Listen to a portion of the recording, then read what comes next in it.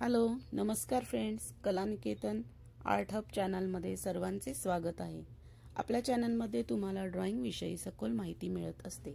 त्याचप्रमाणे आजच्या थंबनेलवरून तुम्हाला समजलेच असेल की आज आपण चित्रकला ग्रेड परीक्षेसंदर्भात माहिती घेणार आहोत।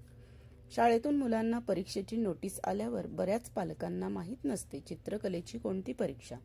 चित्रकलेची स्पर्धा हे सर्वांना माहित असते, पण परीक्षा कशी, कोणते विद्यार्थी त्याला पात्र असतात, ही परीक्षा देण्याचे काय फायदे आहेत, परीक्षेचा अभ्यासक्रम काय आहे, हे सगळे आपण आजच्या व्हिडिओमध्ये बघणार आहोत। ड्रॉइंग ग्रेड परीक्षा सामान्यतः इयत्ता 7वी ते 10वी मधील विद्यार्थ्यांना देता येते। या परीक्षा महाराष्ट्र राज्य कला शिक्षण मंडळाकडून घेण्यात येतात।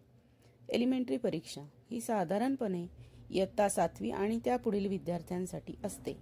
इंटरमिजिएट परीक्षा ही परीक्षा एलिमेंटरी परीक्षा उत्तीर्ण झाल्यानंतर देता येते। आता बघूया ही परीक्षा का द्यावी। ही परीक्षा देण्याचे अनेक फायदे आहेत।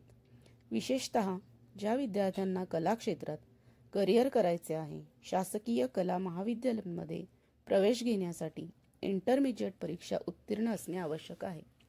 इंटरमिजिएट प्रमाणपत्र असलेल्या विद्यार्थ्यांना applied art, fine art, art teacher diploma, textile designing, interior designing, fashion designing, architecture यासारख्या तांत्रिक अभ्यासक्रमांसाठी प्राधान्य मिळते।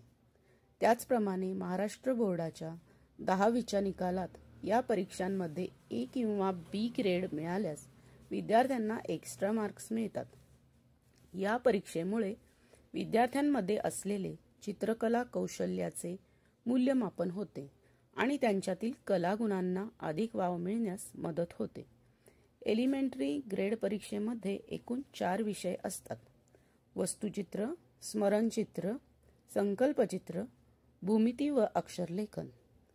हा अभ्यासक्रम महाराष्ट्र राज्य कला शिक्षण मंडळाच्या नियमानुसार वेळोवेळी बदलू शकतो। अशा प्रकारे आजच्या व्हिडिओमध्ये चित्रकला ग्रेड परीक्षेची माहिती व विषय कोणते असतात हे आपण पाहिले।